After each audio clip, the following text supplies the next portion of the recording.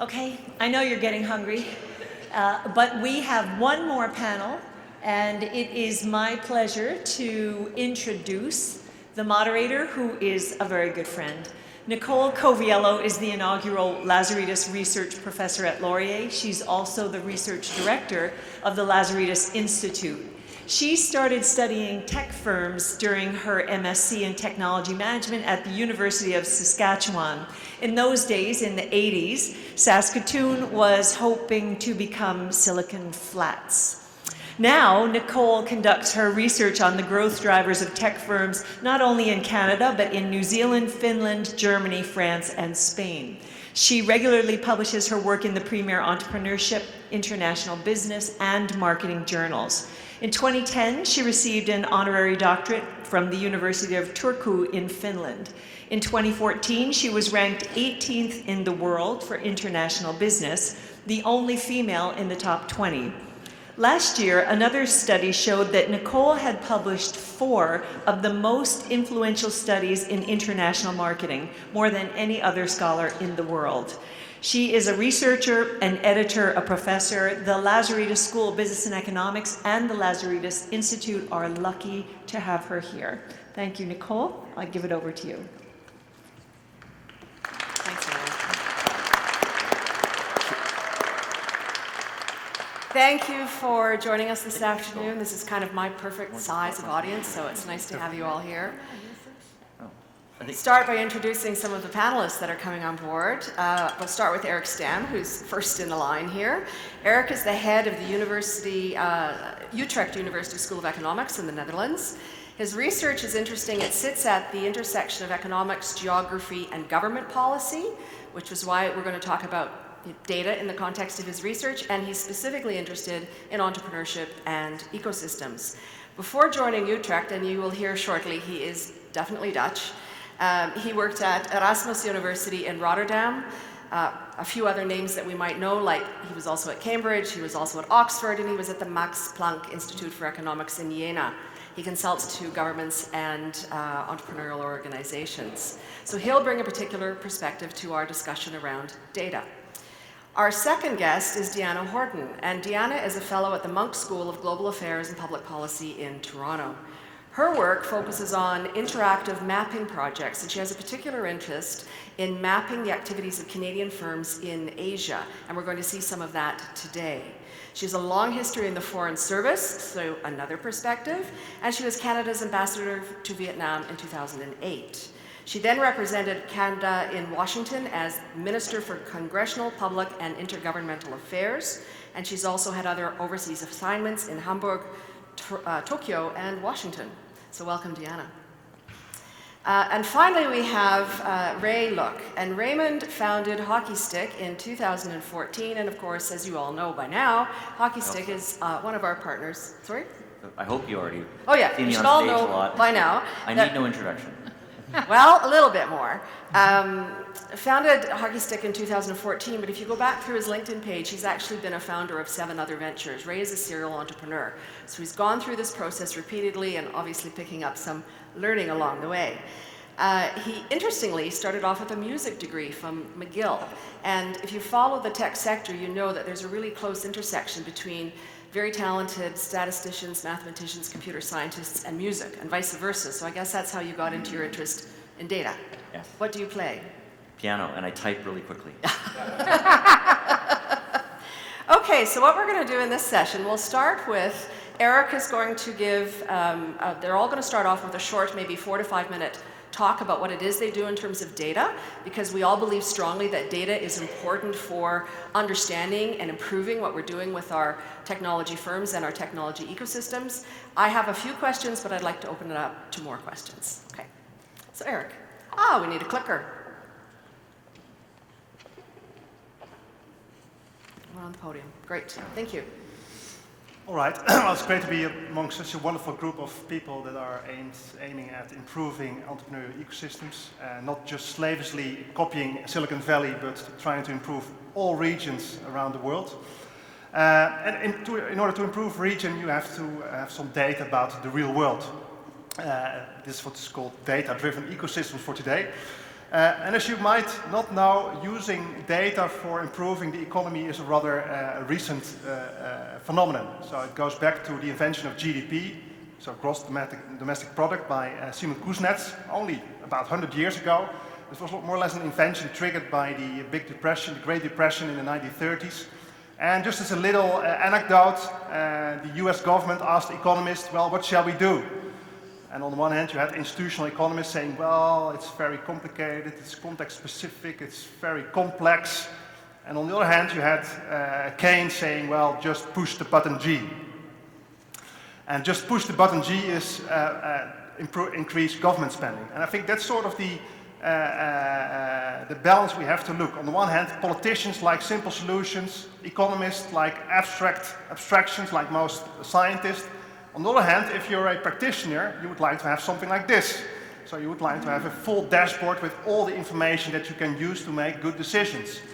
And together with colleagues based on the collective wisdom in the academy, based on decades of research on entrepreneurship and economic development, we came to a sort of a middle road solution, which we call a measurement model for entrepreneurial ecosystems. So what can you do if you want to increase prosperity in your back garden with entrepreneurship?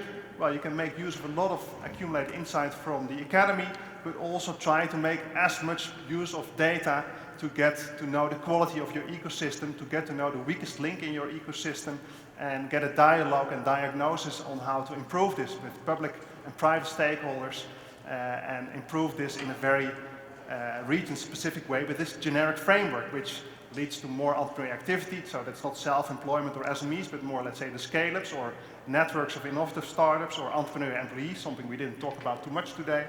Ultimately, increasing aggregate value creation. I think GDP is something we should reinvent because that's a really narrow measure of welfare. So that's also a call for all of you to increase measures of prosperity. But I was asked to say something about data. So the good thing is that we have a lot of data. So this is not rocket science. I always say to my students, social science is not rocket science because we always have imperfect data. The good thing is that we have a lot of data on all these elements. But I want to give you a sneak preview into improvements in data on two particular elements. So networks and leadership, which are seen to be as very important elements of entrepreneurial ecosystems, but I think there's also a lot of innovation with the help of sociologists, computer scientists, media scholars, to get a better view on the community that an entrepreneurial ecosystem is. And very quickly, if you look at the Netherlands and ask the 400 most promising startups, what are you talking about? And we don't ask this, we just look at the Twitter network. So Twitter is not a sort of a innocuous kind of communication medium. We trace what you do, and that's what we do here. So we traced the 500,000 tweets of the 600 most promising startups in the Netherlands for 5 years, and this is what you get. So we get a very good view on the sub-communities, the centrality of actors, and you get a much better view on the networks and leadership. So there are only leaders when you also have followers, and I think that's the great thing of Twitter, so you can see the followers of people as well. You can also dig more or dive more deeply into regions. So this is what we've done with data from the Dutch government on innovation projects. So these are 3,000 innovation projects in 3 regions. So Eindhoven, the home region of Philips, the Greater Amsterdam area, and Twente, which is a previous textile industry area, in which there's so what do we learn from these pictures? Well, I can talk about this for hours, but I only have, I think, 30 seconds. What we learn is that the network density, both in Twente and Eindhoven, is similar, but the type of actors that are dominant in Twente are much more public, while in Eindhoven it's a nice combination of public and private. Amsterdam has a lot of actors, but they are not that well connected, but seemingly they do very well and they find each other, but not with very dense networks. So you can use all kind of network measures to get to good indications of the leadership, networks, the people that matter, the organizations that matter in your ecosystem, and try to find them in this way. So I think it's a great time for private organizations, public organizations, universities to get new data, to get better measures, improving our ecosystems, and ultimately get more prosperity. Great, thank you. Deanna. So I have a presentation, but I don't want to click through it, so can you just put it on the loop, please? Thanks, okay.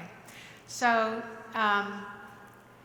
I work on mapping, and you'll see this is what you're looking at now is the map. The first slide was ICT companies in Asia. This is the map without the clustering. This is when you can go down and look and find individual companies. So it's a great thing to have as an infographic, but actually what is really interesting about this map is not the map, but the data. And you can see that, in fact, when you actually look at sectors, you can see a lot of organic clusters in Asia. I also do take a look at tech companies, and I'm a member of the Creating Digital Opportunity Research Partnership, and we have members of the partnership here today. And so I've been looking at, in particular, at micro multinationals. So these are the tech SMEs that have locations in Asia, but also in the USA or Europe, or both, or even beyond. And I think what's very interesting, and this is where we get to data, what's very interesting about this group of companies and their activities is that this is not necessarily measured. They're often too small to be captured by services data or foreign affiliates data. And because they often just have rep offices, they're too small to be measured by investment data. So you have this entire slice, and I entirely take your point about GDP. Here you have an entire slice of activity which isn't really measured, and where policymakers may actually not even know about it. And I think in terms of what I'm looking at specifically, which is the role that Canada plays in the global digital economy, this data is really vital, because what I'm finding is, especially with these micro multinationals, is that you have small companies that have operations in the world, often small. They often bring back their work to Canada, but it's important for them to be close to their client. They follow their clients, and so that's why they have operations overseas. And I think that is important to understand exactly how these companies and their participation in global value chains, their participation in organic clusters throughout the world, these are the companies that we should be watching. These are the companies that we should be emulating. These are the companies that we should be facilitating. So I'm doing some work on data market entry and things like this. And here what I find is interesting is the relationship of small companies to SMEs. In many cases, the large companies go first, the small companies go after. But increasingly with data, that gap is shrinking. In fact, a lot of them are going in more or less at the same time. So, and what is also interesting is services and analytics is one of the largest sectors that we're looking at for companies overseas. And that is all about data. It's all about management of data.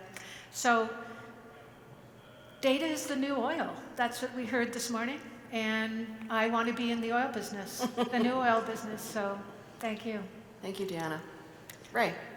Well, we're just while they're loading up the presentation, we're of course big fans of Deanna's work, and the Asian infographic is pretty new, right? It's just in the last few weeks it was released. Yeah, the update. Yeah. Yeah. So I want to take a little bit of a different approach on data. That we're really interested in the macro level and interested in kind of high-level research, but really the reason Hockey Stick exists is we're trying to help the practitioners, the entrepreneurs, the investors to do business better, attract more capital, to kind of understand how they're performing versus their peers.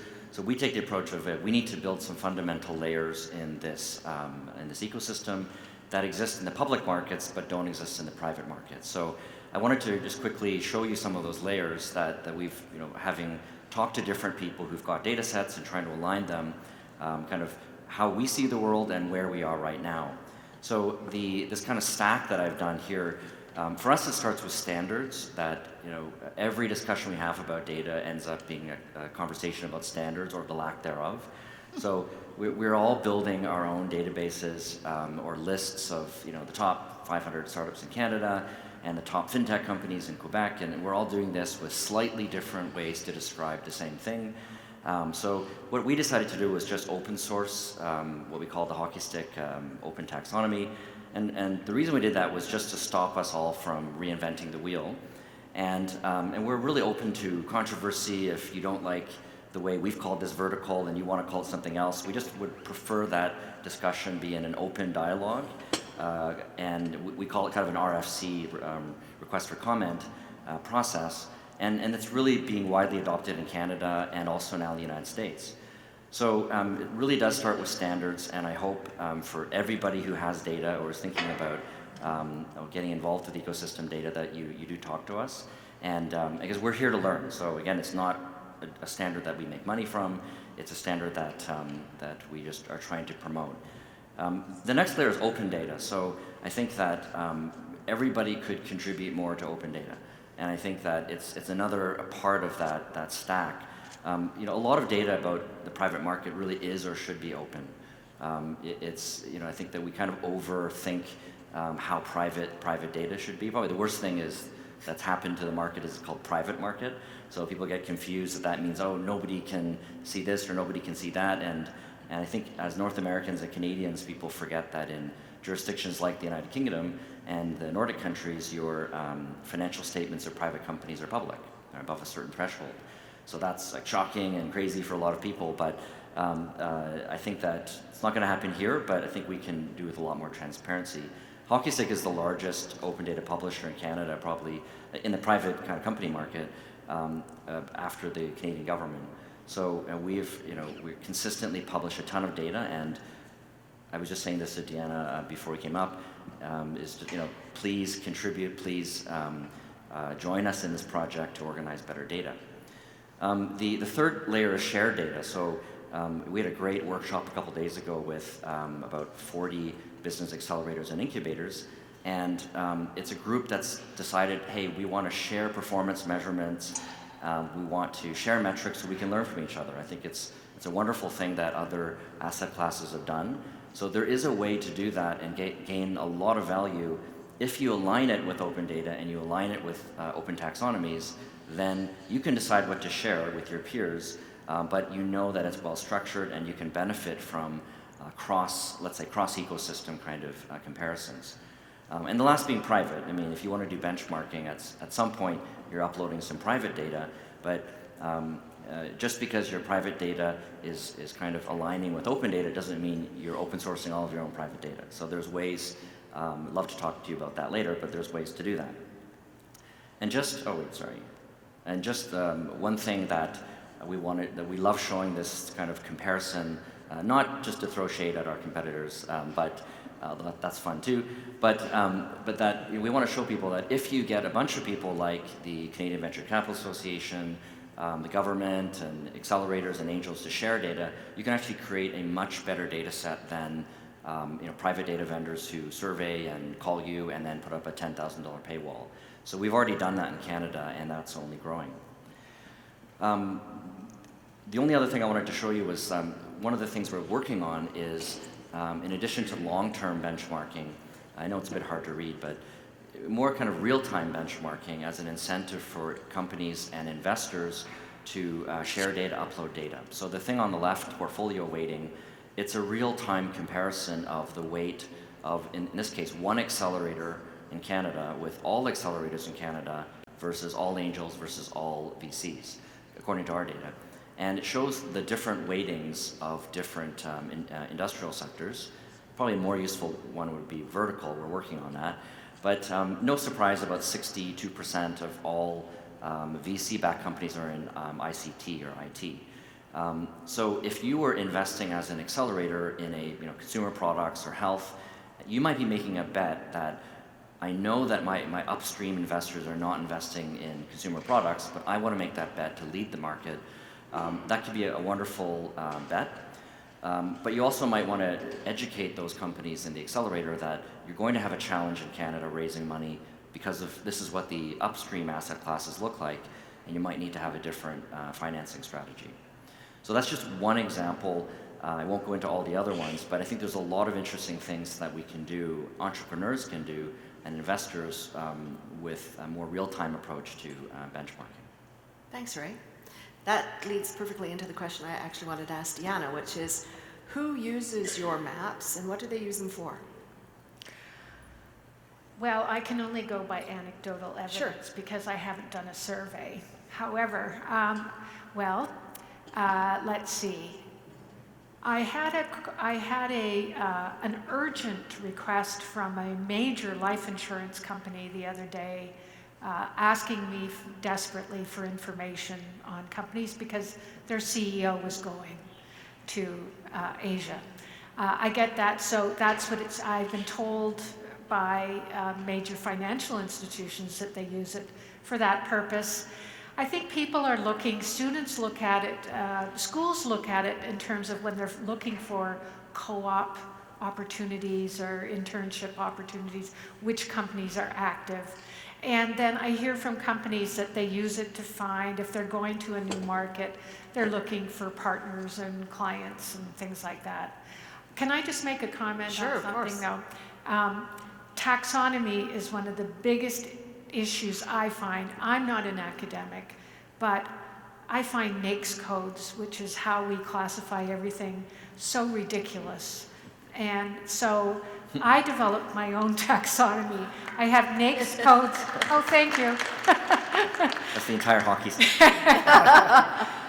I developed my own taxonomy. I took an old PwC map that was actually only beta tested, never used, and then I added, because for mapping, you can only have so many categories. So just like you were saying earlier about GDP, you know, we have two measures, GDP and NAICS codes, which do not really help at all when you're looking at the digital economy.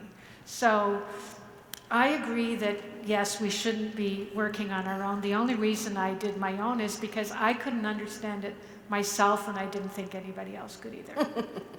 Seems to me that one of the things that your research would also be useful in is that you've mentioned this group of firms that kind of slides under the radar of government reporting and investment reporting and so on and so forth. They belong to a field of research that I happen to study, and there's 2 or 3 other people in the audience that do. And we focus on studying new international ventures, and many of which originally were software-based, but now we're talking about digital firms. And our focus is try to understand their behavior, because they do behave differently than larger, older organizations. Absolutely. And we regularly run into other academics who are more economics-based, but not you, Erik, who will say, that type of firm does not exist because we can't find it in the data. And Deanna's telling us, yes, she's actually got the data, so I'm pretty excited about that. Erik, in terms of your data, now what's picked up on, a point that picks up on what Deanna was saying is that you're looking at networks and leadership just in the context of your 2 examples. Who uses your data and how do they use it? Yeah, it's a combination of public and private sectors. Yeah. With public and private sector users that are very much interested in the economy as a system. So a region, a city, a country that want to get better insight in, well, what are good points, strong points, weak points, and how can we get better insight into this. I don't say we have the ultimate truth, but it's a starting point for discussion. If you want to improve the real world, you have to have good data about the real world. Okay, so good data, that's value-laden, that term, because I would like to know how you know any of this is any good. Yeah, well, what I said earlier, this is not rocket science, but social science, so we always have incomplete data. And just to give you the 2 examples that I gave you, the Twitter network and the innovation projects networks, they are not fully covering the full real world. For example, a defense contractor is not twittering very intensely, I can tell you. But it is in the innovation project database because it's using a lot of government money. Got it. So you need to be aware of the shortcomings of different types of data and try to find data sets that are overlapping, complementary. So as you're building the data set, you have to have quite a lot, you have to track your assumptions and the parameters of the data set then as you are, and you may not be whoever's building the data set may not be the user of the data set. So the user has to have that information as well to understand the limitations. Yeah. It's a bit like eating a sausage. If you know what's in the sausage, you will never eat it again. So if you know what is in the data, you will probably never use it again, or you can improve it. Or you can improve it, okay. Ray, I'd like to, could you flip back to your last slide? we've got these 4 layers of data, and a question around data, because I think we all work in layers of data, and sometimes it gets richer and deeper and more private. And I guess my first question is, does your data move from being kind of broad demographic type data to something that's richer, or will you do that over time? And how do you ensure the quality of this data? Yeah, I mean, the first thing is that it's not our data set.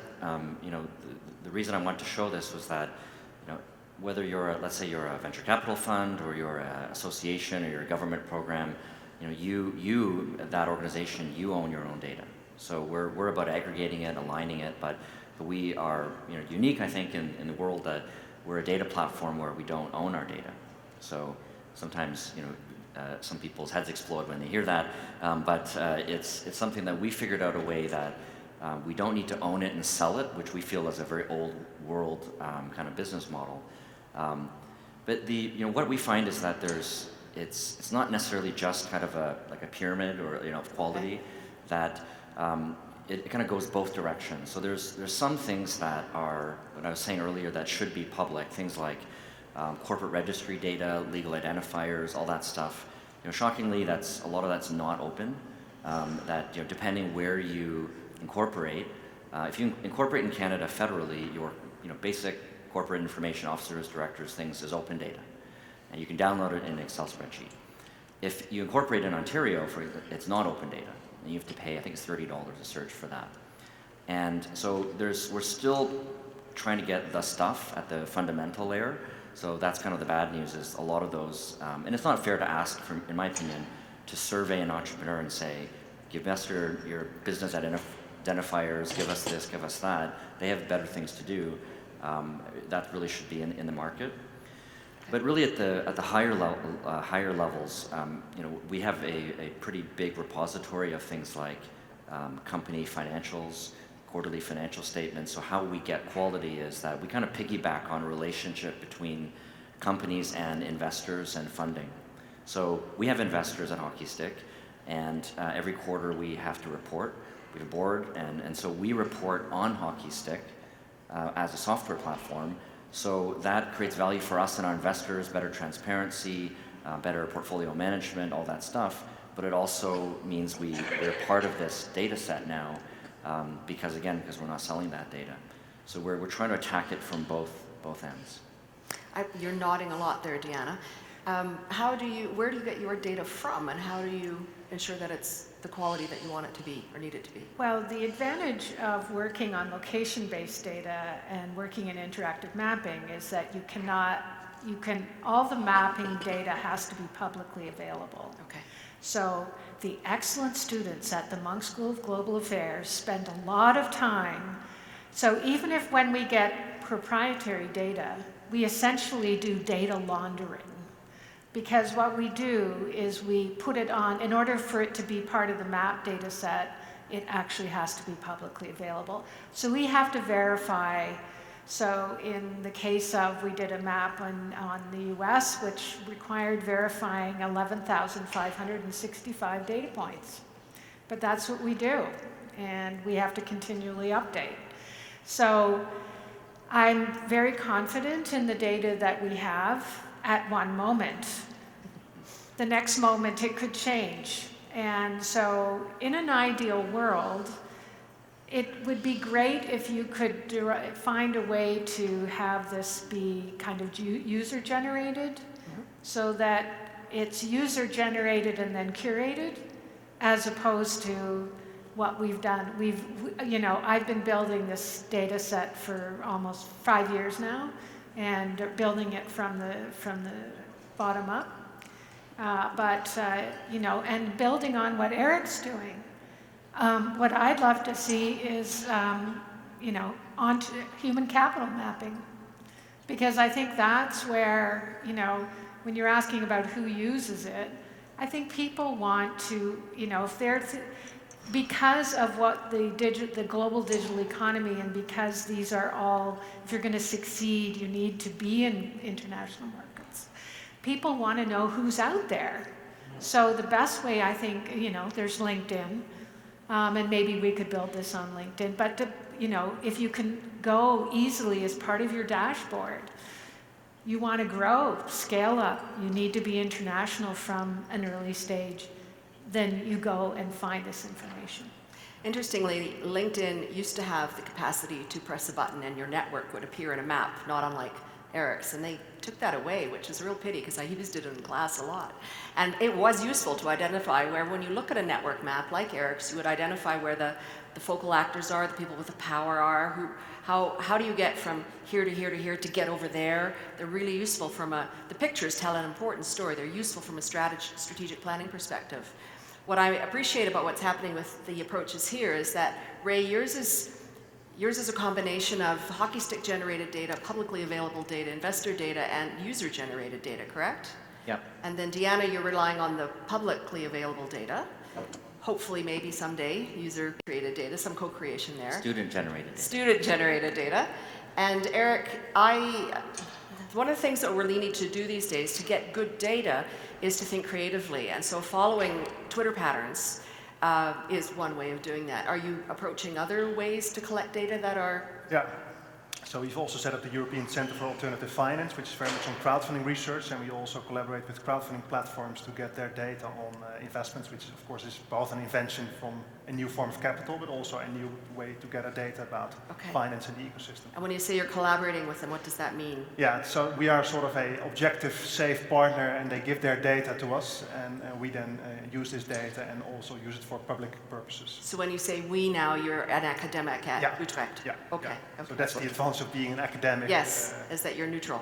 I have a question for Erik, actually, that, because we've been looking at kind of trying to enhance our data, enhance our kind of system with more, social media, other metrics, other kinds of rating systems. So I'm just curious, besides Twitter and social media, are you seeing any other kind of interesting signals or indicators that could be used to, let's say, predict private company success, predict likelihood to raise money, serial entrepreneurship? Anything interesting you're seeing out there? Yeah, so there are some colleagues to use the word, use AI to better predict the success of startups with as little indicators as possible. So for example, then you have the name of the company, whether that uses the family name of the founder, whether they use patents, whether they are incorporated, and this only predicts already 70% of the success of a startup. But I think that's some of the shortcomings, but that's one of the advances, but also the shortcomings, because just having predictive analytics, as the fashionable name now is, doesn't give you, by necessity, insight into how reality works. So we can have better predictions, but if we want to improve the world, we also need to have an understanding. So just having data without a vision doesn't lead to insight. Thank you, because my view is that you can have all the what is happening, but unless you understand why and how and when and who, you don't actually have the information that you need. And one of the things we do at the Lazaridis Institute, where I'm the research director, as Kim mentioned, is at this point we're trying to build our database that will allow us to do these kinds of things over time. But in the meantime, we are talking to companies and we're trying to track the various business practices, decisions, actions, team characteristics, employee characteristics that contribute to growth, or growth in either revenue or employee numbers or new product development. There's access to capital. There's a variety of different things. And that can only be done with conversation and surveys and interviews and getting into the company rather than surfacing across the top of the company. So there's an argument here for combined, or what we call multiple method approaches in terms of doing research, so that you can understand that why those amazing patterns appear, you can dig a little bit further. What I like to do now, if it's all right, is turn it over to the audience for questions. Have we got any questions out there? Eilif, your mic's coming. BYD used to be bring your own device. Now it seems like it's more and more bring your own data. And I have friends who are in education talking about how everyone should own their own data. And I'm curious if this really catches on. Do you see that as an opportunity, or is that a threat to the business of gathering data, if each one will own their own data? And in students, for instance, should own the data all the way so they can control it and so it won't be misused and so on and so forth. Because I think we this know is there's a exactly lot what of- Ray is dealing with at Hockey Stick. We're betting that that's what the world is going to be like. We're actively building that. I mean, it seems like a very simple concept that you should own your own data, but I think it applies to companies too. That companies should own and control their data, and I think that that we haven't seen a lot of models where that generates value. But when we try to explain it to people, is we say, we could sell you our data set on a CD-ROM or like a cassette tape, and here it is, and you could buy it, and then you have your snapshot moment in time. But what are you trying to do with it? And maybe we can sell you or give you access to the analytics or the thing you're trying to do. So we're going to take that data and you're going to do something with it. Maybe find 10 great companies to apply for the Lazaridis Institute program. But maybe what software and algorithms can do is use that data without showing it to you, without selling it to you, and without taking away your control of it, and help you get there better and faster. So we're really betting that that's ultimately going to be the way it is. Of course, it's blockchain and all these things that people have talked about. Not right now, but maybe in future. Any comments from Deanna and Erik there, or? Well, we live in the age of big data, which has a lot of advantages, but also the age of big privacy problems. So, for example, the issue that I gave about the crowdfunding platforms, that they give the data to us, I think we have a very important role as public institutes to play here. But I think also private parties have a much more important public role to play here, to provide access to the data that they are using and are generating. But also public parties, so governments also sit on a lot of data and they don't give a lot of access to that. So it's both public and private that can do better here. Another question. Becky and then Josh. Oh, sorry, pardon me. Yeah, so just a question for Deanna. Why Asia, not other regions? Asia is the future of Canada. And I got funding for it. Because I do work outside of Asia, particularly on tech firms. If in my future, I would love to just map Canada in the world, but we'll see. Thank you. That was a very entrepreneurial answer. I like that. Becky? Here comes your mic. Thanks for this. It's been really useful hearing about all the data that you're collecting and what you're doing with it. But I have a specific question for Deanna as well. And you mentioned that the nodes that you're collecting data on are micro multinationals. Yeah. So I just wondered, like, what distinguishes them? Like, how do you, like, if you've got two companies there, how do you decide what's a micro multinational and goes in your database?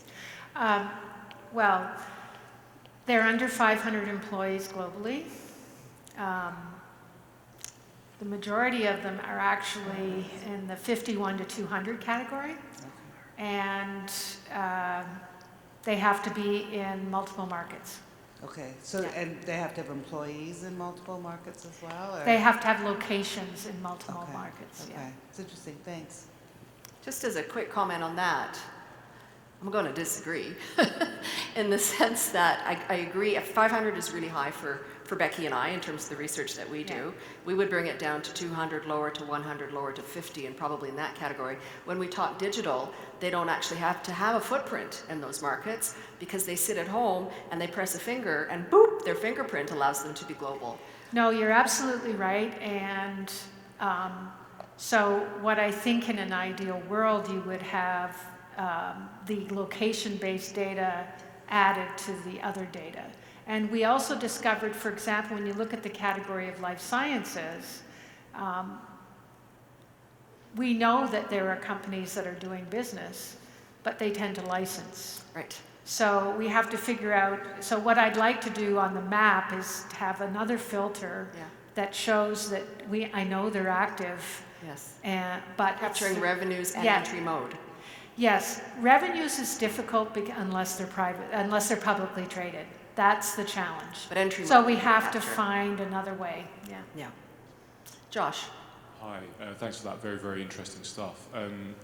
One of the things that's fundamental to ecosystems is actually applying the data and figuring out what it then means in practice. And Ray, me and you have talked a little bit about this over Skype before, but I suppose one of the questions I have is, are you looking at segmenting businesses with this data, and are you then taking that to the next level in terms of the types of interventions that work with the businesses you're identifying, or is that not part of what you're doing? And that's to all three. Yeah, I mean, if I could start, that we look at interventions, love that word, as as a quite micro level. It's not just policy, but I'll give you an example that if I am a company, small business, let's say, and I'm growing, my revenue's growing, and at a certain point, let's say I want a bank loan or some kind of financial product. Let's say bank loan. So my process now is once I realize I need a bank loan, I go knock on the door of the bank, I apply, I do all this stuff. But we look at it as when you have enough data in a protected format, that intervention could be, the system can say to you, well, compared to other people, it looks like you're eligible for this type of financing. We're going to match you with the options that are available. We're going to pre-fill the application form. We're going to provide the bank, let's say, with some kind of credit scoring, some kind of thing that doesn't disclose your private information. And then if you decide to kind of consummate that relationship, then you're off to the races. So I think there's a lot of micro interventions that can happen that they're actually quite surprising they're not happening. I think that it can relate to venture capital, it can relate to accelerators programs. So that's the future we're trying to build towards, and we have got some pilots in the next actually 3 months that we'll be releasing that. Is one of your efforts, just a quick question here, is one of your efforts to try and ensure that there is kind of a consistent approach to data collection across Canada in terms of the accelerators, the incubators, the variety of organizations, so that a company can input its data once and not have to do it over and over and over again, because that's a real frustration for organizations that have other things to do. Yeah, absolutely. Okay. In fact, what we found is that when you're applying for stuff, 90% of what you're being asked for is either should be open data, or other people are asking the same thing. So there's definitely the reduce the hassle factor, which is very important for entrepreneurs, especially for small companies. And then there's there's maybe another layer there of not just making it easier to fill out a form, but providing some kind of intelligence around what actually moves the needle for your application form. Does that thing actually matter? Or something else matters you just don't know, like the background of the entrepreneurs, the team dynamics, other Which things. is what you get without, that's not big data. That's where you get my kind of data. There you go. Another question. I can also get back to that question. Yes, on my of course. side. Yes, certainly. Of course, that's exactly what the entrepreneurial ecosystem approach is about. So it's getting beyond fads and fashion and rhetorics, which is, well, face it, important in politics and policy, and not to grasp in the dark about what this all leads to, but it's about having a proper diagnosis about as good as possible data that is around, then have a dialogue about this, because we never have the perfect view on the world, but we need to have a dialogue with public-private stakeholders of the system, then have a decision about what kind of intervention we're going to do, then implement this, and then see what we envisioned really was realized, which almost never is the case. But if you monitor this with the data that you have, you can at least make sense of this, learn from your failures and learn about the dynamics in the environment that you have to take care of. Absolutely. Comment? Question? Yes. Jeff.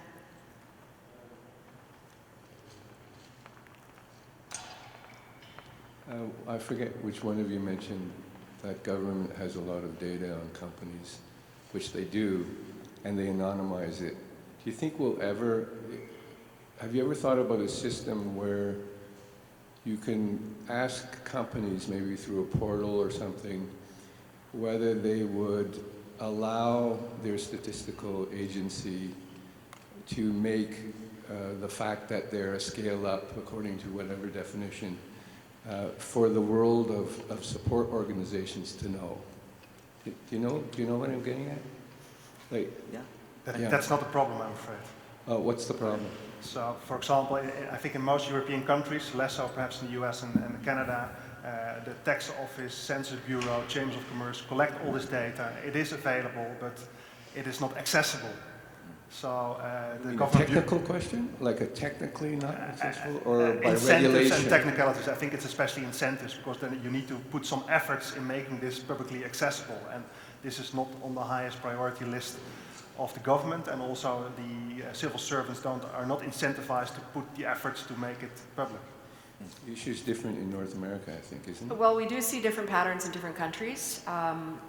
Going to Finland, to Germany, to the UK, there's definitely different approaches in terms of sharing data and public access to data, or academic access to data.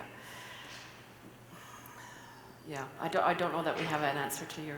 Well, Jeffrey, there are initiatives underway in the Canadian government to do just that, right? There's been attempts at concierge programs, both in organizations like NRC IRAP, but also across organizations. I know Innovation Canada and ICET are trying to rationalize some of that data. The hard part is, if you do it, let's say in the federal government, then you don't get the provincial. And, so going back to what I was saying, it's really about trying to align different data sets. No one actor can do the whole thing.